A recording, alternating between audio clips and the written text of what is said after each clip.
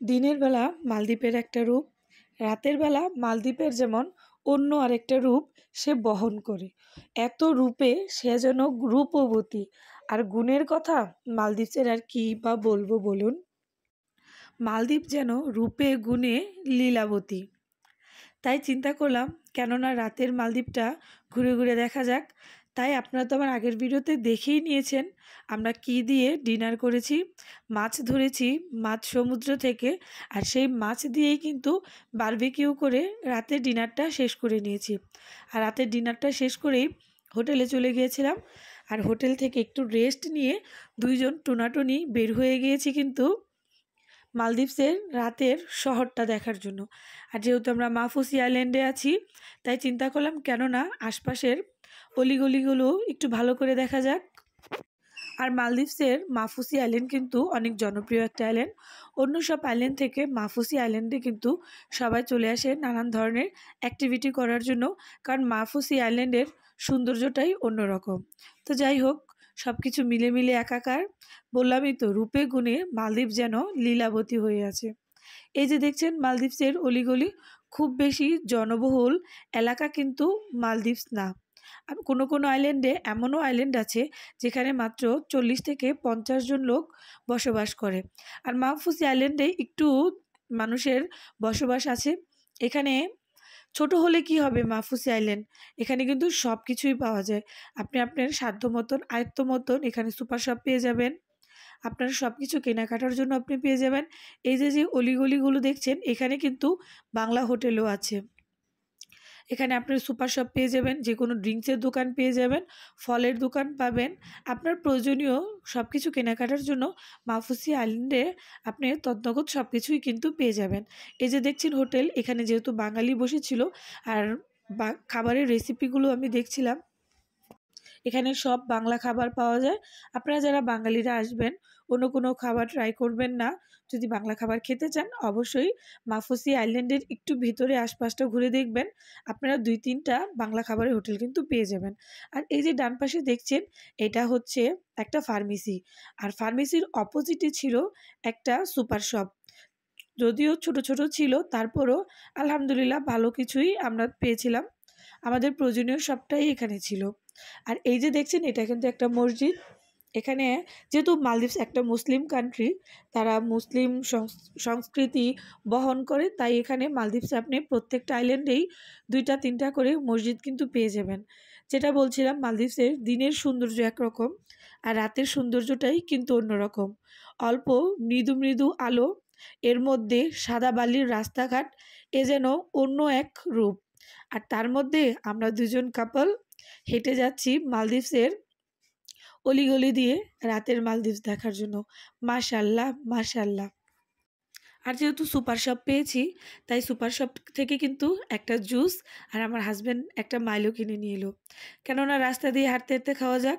এখানে কিন্তু আপনি ছোট কফি শপও পেয়ে যাবেন। একটু সামনে গেলেই আপনারা পাবেন বাচ্চাদের প্লেগ্রাউন্ড। এখানে যদিও তাদের আইল্যান্ডগুলো ছোট, কিন্তু তারা তাদের সাধ্য অনুযায়ী বাচ্চাদের বিনোদনের জন্য কিন্তু ব্যবস্থা রেখেছে। এই যে চারপাশে ঘেরা দেখছেন এটাই কিন্তু বাচ্চাদের প্লেগ্রাউন্ড। অনেক বাচ্চারা এখানে খেলা করে। সমুদ্রের মধ্যে হয়েছে তো কি হয়েছে, তাই বলে কি বাচ্চাদের খেলা করার কোনো অধিকার নেই? তাই তারা তাদের সাধ্য মতন ব্যবস্থা করে রেখেছে বাচ্চাদের খেলাধুলার। এই যে দেখছেন এরিনা হোটেল, এই এরিনা হোটেলেরই একটা সুপার মার্কেট ছিল। এখানে এরিনা নামের সুপার মার্কেট, এরিনা নামের হোটেল, রেস্টুরেন্ট সব কিছুই কিন্তু আপনারা এখানে পেয়ে যাবেন, কারণ এটা মালদ্বীপসের একটি নামকরা ব্র্যান্ড। আর এই নামের উপরে কিন্তু সুপার মার্কেট, হোটেল, রেস্টুরেন্ট সব কিছুই কিন্তু এখানে আছে। তো এখানেও বেশ ভালো প্রয়োজনীয় জিনিস আপনারা পেতে পারবেন। যদিও আমরা সম্পূর্ণটা মালদ্বীপসের আইল্যান্ড মাহফুজি আইল্যান্ড ঘুরে দেখতে পারি নাই, রাতের বেলা যতটুকু সময় পেয়েছি রাতের মধ্যে দেখার চেষ্টা করেছি। তাই কিন্তু পরের দিন সকালবেলা আমরা বের হয়ে গেছিলাম পুরোটা মাহফুজি আইল্যান্ড ঘুরে দেখার জন্য। আর আমি কিন্তু পরের দিন সকালে বেশ সকালবেলা ঘুম থেকে উঠে কিন্তু মাহফুজির পুরাটা আইল্যান্ড ঘুরে দেখেছিলাম। সেই ভিডিও আপনাদের সাথে শেয়ার করব। সেই ভিডিওটা দেখার জন্য অবশ্যই আমার চ্যানেলটা এক্ষুনি সাবস্ক্রাইব করে ফেলবেন।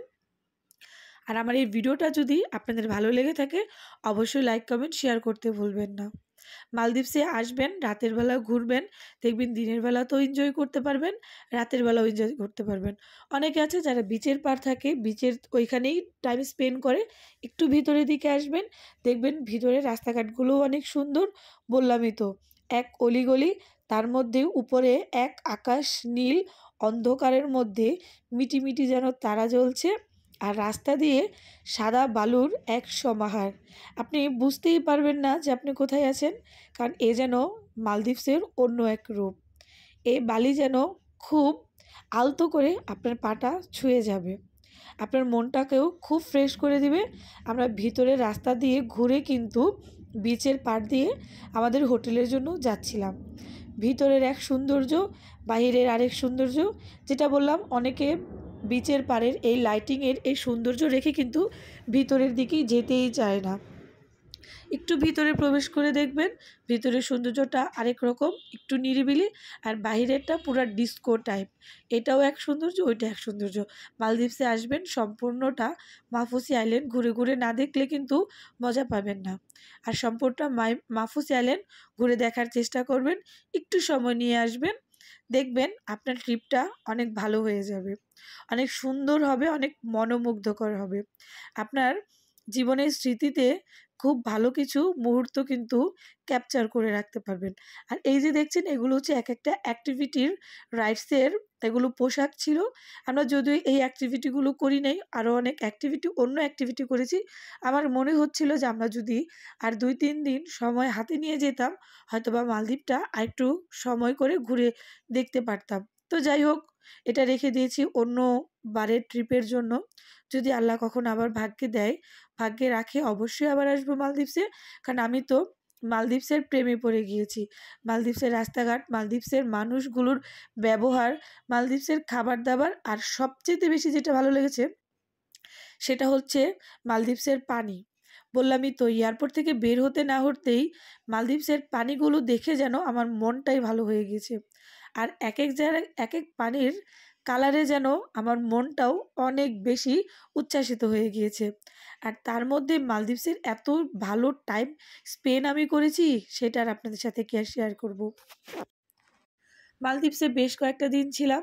আসার সময় খুব মন খারাপ হয়েছিল, যদিও ছিল আজকে মাত্র মালদ্বীপসের ৩য় দিন। আমরা কিন্তু হুলহুমালেতেও ছিলাম, মাফুসি আইল্যান্ডেও ছিলাম। সব মিলিয়ে কিন্তু আমরা ৭ দিন একটা ট্যুর প্ল্যান করেছিলাম।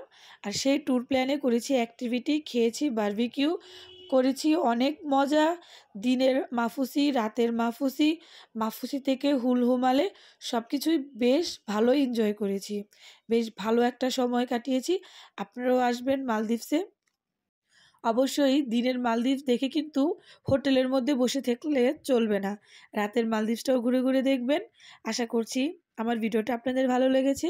যদি আমার ভিডিওটা ভালো লাগে, অবশ্যই লাইক কমেন্ট শেয়ার করে দিবেন। আর আপনারা তারপরে কোন ভিডিও দেখতে চান, অবশ্যই সেটা আমার কমেন্টস বক্সে জানাবেন। আপনাদের ভালোবাসায় অনেকটা এগিয়ে এসেছি। আশা করছি আপনাদের নিয়ে অনেকটা দূর আগাবো। আর সবসময় আমি চেষ্টা করি আমার রিয়েল লাইফের কিছু ভালো মুহূর্তগুলো আপনাদের সাথে শেয়ার করার জন্য। তো সবাই আমার জন্য দোয়া করবেন, সবাই ভালো থাকবেন, ফ্যামিলির সবাইকে ভালোবাসবেন, ফ্যামিলির মানুষকে সময় দিবেন। একটা সময় দেখবেন ফ্যামিলি ছাড়া আপনার আশপাশ ডাইনে বামে কিন্তু কাউকে পাবেন না। এই বলে আজকে বিদায় নিচ্ছি।